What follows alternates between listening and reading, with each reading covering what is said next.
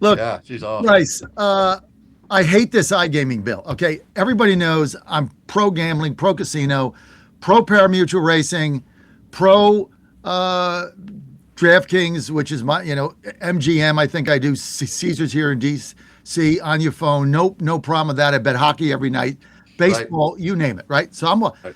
this iGaming thing. This is disgusting. Okay, because this is going.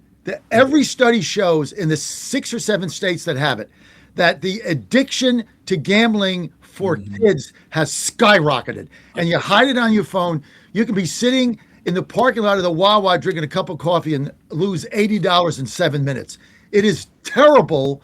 I mean, it's not like you say, oh, it's like the lottery. No, lottery got to go in, you got to put money down, you got to buy the ticket, you got to scratch it Sure. off. I mean, there's only so much. This thing is on your phone. It's disgusting. Now it's going to what? Reconciliation.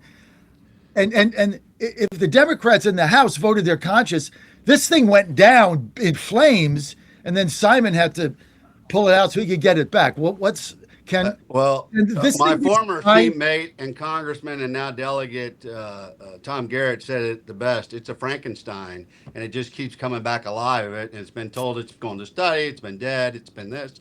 But the reality, John, is millions of dollars have been spent in campaign donations. Being up front as chairman of the subcommittee for gaming, trying to get the gaming commission together before I knew really what iGaming was, they gave me a political contribution of 15 grand. And once I really found out what it was about, I even spoke about it on the floor of how bad it is. And I voted no. And I'll continue to speak out and vote no. So some of my colleagues aren't that strong. They're not going to, you know, they're not. What is it? I hope in the memory of the immortal Dick Saslaw, you kept the money though. We Well, you know what Dick used to That's called say. pulling a If Saslaw. Yeah, that's right. If you can't look them in the eye and vote against them, you got no business doing this job. Isn't that right, No, Chap? none. Absolutely. Amen. So, That's AL Amen. but Phil, but AL you're Philpott right there. yeah, you're right, John. And Paul Kresick and I, Delegate Kresick, my Democrat colleague, dear friend in the House, he just came before the committee this morning in Rehab and Social Services, and it came out unopposed, putting more money into problem gaming. And when we've had, I think it's a 1,500% increase in problem gaming. Hmm. And the logic they're trying to play, which doesn't play with me, is well, it's illegal. If we tax it and regulate it, we can control it. Well, we can control online gaming right now because it's electronically done. We can actually shut it all down, but nobody wants to hear that. And go and pull the VPAPs on who got what money. Hmm. Tom alluded to that, and you'll see where all the money is and how the strings are getting pulled.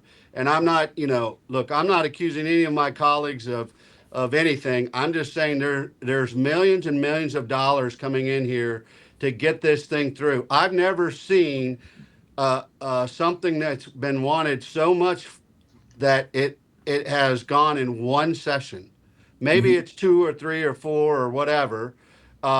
Chap even has he represented somebody on the charitable gaming side that wanted to do poker, and we've made slow increments. In fact, Kresick and I are helping them out now with expanding some of that and looking at it. But we had tightened it all up because we needed to get control of it. And slowly but surely, working with the right people, we've been able to loosen it up without losing control and making sure we have guardrails in place.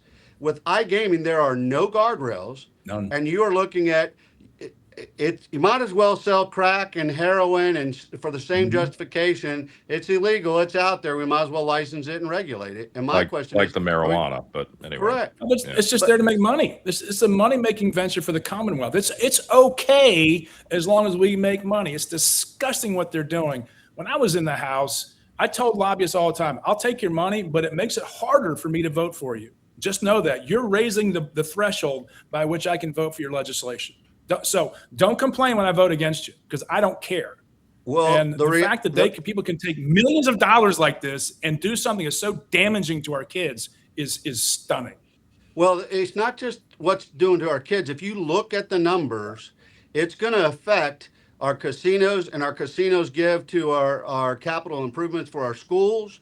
It's going to help all HHR that we have out there, sports bet, all those are going to take a hit because this is the crown jewel. This is why you have casinos, some casinos for it, others are fighting it, even though they still have, like one casino has iGaming. And if you look at the other states like Pennsylvania and some of the other states, they're getting rid of it. They're getting rid of it because it's a social ill on our young people. And, we all should remember this day that we're all talking about this because 2 years from now, we're going to have a crisis in our state of young people. And I think suicide's going to go up. I think bankruptcies are going to go up. I think it's just going to be prolific. And I don't want my name on it. And so, I don't know what to tell you, but it's horrible. It's a horrible bill. And this is coming from a guy who is pro gambling. And, how long it took to get pari-mutuel Right. horse racing. It took like 4 sessions to get that. And then, Correct. and then to get the Rosie's gaming took 3 sessions. I mean, this thing, it's a slow, but you got to get all your ducks in a row and all that. And then, look, when we went to, FanDuel and DraftKings and did sports betting in Virginia, I mean, Chap's bill was, let's do brick and mortar. I remember that. I was not in favor of that, but I got what Chap was saying. Right, that was back in 2019, just trying to have a brick and mortar. Yeah, but the difference, and I tell people, they say, well, John, you have a gambling show on Saturday. What's the difference? Here's the difference. I bet a hockey game tonight. I bet a hockey game. I'm going to bet it at 3:00 or 4 in the afternoon when I get around to it, right? Game is at 8:00. I get the result at 10:30. I bet $50. That's 7 hours. I could lose that $50 in iGaming in 7 seconds. That's the difference. The people that gamble have to get how addictive this is, and then you want to try to get your money back, and then you're putting it off your card, and all of a sudden you're down $250 and you can't pay your rent. Insane. Well, we talked about on the show, John, the responsible nature of gaming. On Saturday, Michelle and I flew out to, we had a week down in the Caymans last week for a friend's birthday. And I'm sitting there at 5:45 in the morning, John, in the airport. Bunch of college kids going on vacation, spring break. 3 guys next to me are talking about betting the games that day at 5:45 in the morning. This is how pervasive it is in our culture, and they're like, "This is how we." And I'm sorry that the job market sucks for these kids, and the economic prospects are not great. That this is their pathway to financial success is gambling, and it gets extremely addictive. And this is why I think that show you have is so important, because we talk about the responsibility of gaming. And why you should be, checking yourself and having and socializing with your friends to make sure, you're putting a lot on the line here these days. Are your girlfriends and your wives aware of how much you're betting? Right. This is their financial future too. And we need to have a responsible conversation about this. And we're not having one now when it's flooded with millions of dollars of lobbying activity. Let's be honest. It's true. Let's be honest. It's so true. This thing is so horrible. I want to just get Saxman brought up a statement earlier. He said the Republicans are going to get their ass kicked in November. So I want to go around the horn. I'm going to start with Saxman, then we'll go to Reeves and Reed. How bad? I mean, Saxman, that's a pretty stunning statement you made. We're going to get our ass kicked. You think we could also lose the Senate? I've only got 9 minutes here, so we got to go fast. What is it that's driving you to that conclusion? Then we'll go around the horn. Data. That's the only thing. I mean, Virginia Republicans got their asses kicked last year by 15 points statewide. It's a D+3 state. There's a delta there. You look at the Texas results. You look at the North Carolina results. You look at every special election since Donald Trump became. This is just the pendulum swing in American politics, folks. Deal with it. But Republicans still have time to deal with it. But it's a very dynamic change that's about to occur.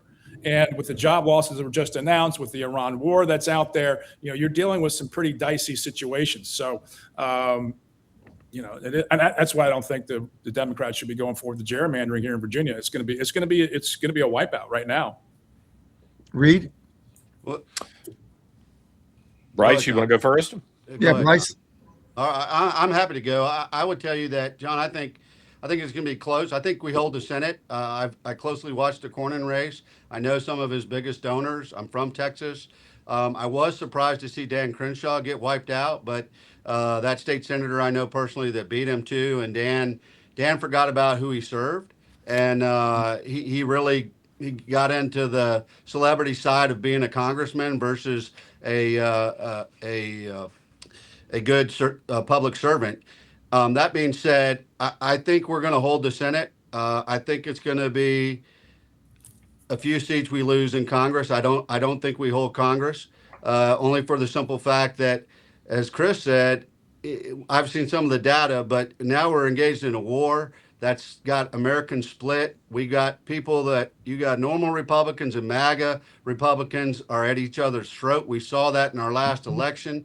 They have not come together. Part of that you saw in the Texas results, and it's going to take really President Trump to get on the tour again and go to all these states that could be a toss-up state. He's going to have to start campaigning a lot more than he's doing right now. And, I don't know that he has the bandwidth to do that. Reed?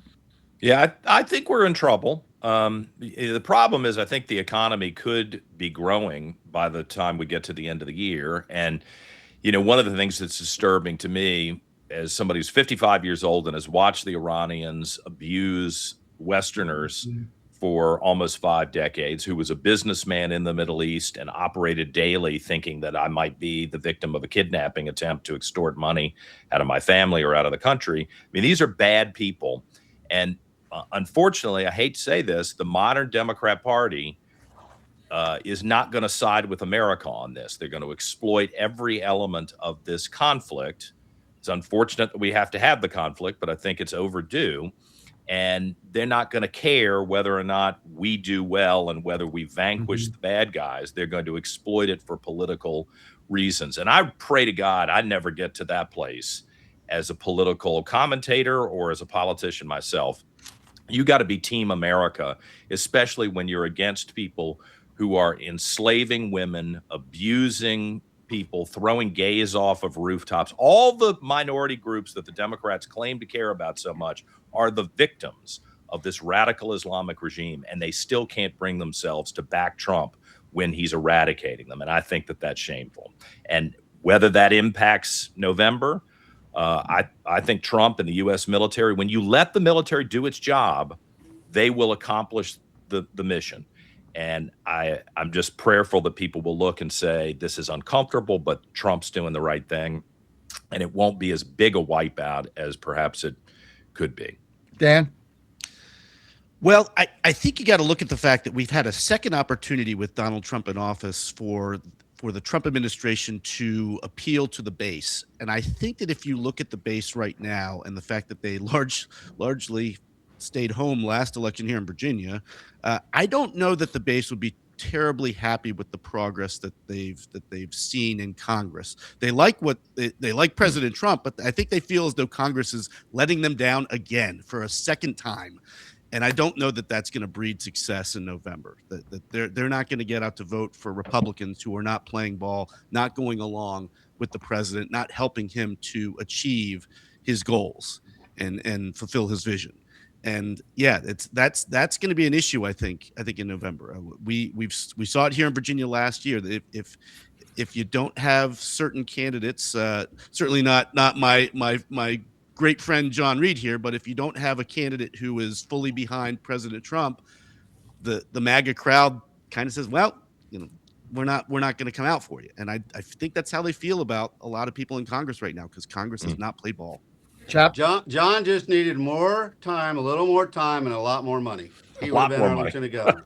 John was the rock That's star the of the truth. ticket. But that's John's the going to be truth. back. John Reed's going to be back. And we're Absolutely. trying to get the John Reed Show on the John Fredericks Media Network. We're working on it.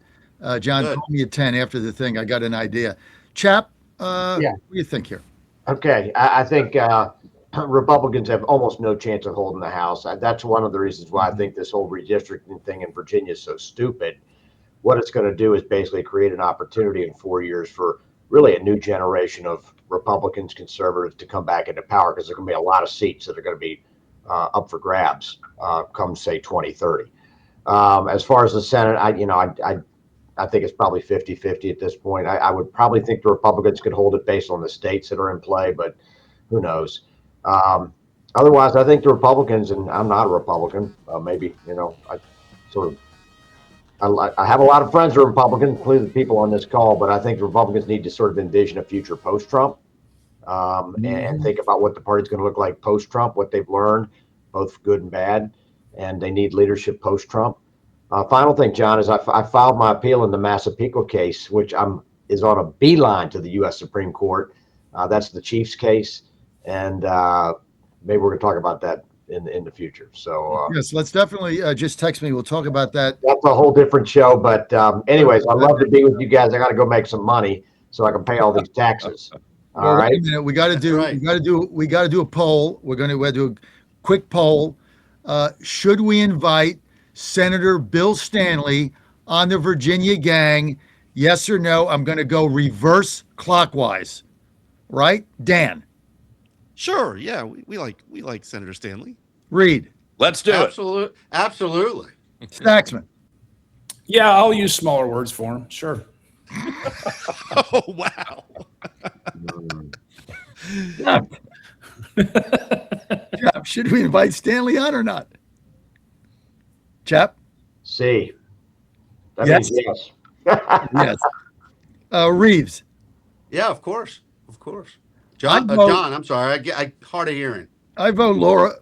I vote Laura Bring Laura on. Stanley. You can abstain. You can abstain, JF. It's already passed. I'm going to vote for Vazella. Speaking of polls, I got to end with here. Don't forget to go to our national straw poll. 11 candidates running for president. We're going to put the results out soon. Saxman's running the numbers. He's the numbers guy. You got to go to that poll. We got 11 candidates. Just rank them for the straw poll in Iowa. All Republican candidates. Who's going to take the mantle in 2028? JohnFredericksRadio.com. You can find it there. It's right on top. JohnFredericksRadio.com. I want to thank everybody on the Virginia gang. Chap Peterson, Bryce Reeves, Chris Saxman, Dan Hoggood. Dan, good job. And coming up next, Danny. Coming up next is the Michael Patrick Leahy Show. I'll see you guys tomorrow. Godzilla wins. Saxman's there. Dan is there. The gang's there. 9 a.m. tomorrow on Saturday. Thanks, everybody, for being with us. John, call me when we get off the air, John Reed. Thanks. I'm about to do my show, but I'll call you right after that. Thank you, guys. TGI. God bless you. Bye-bye.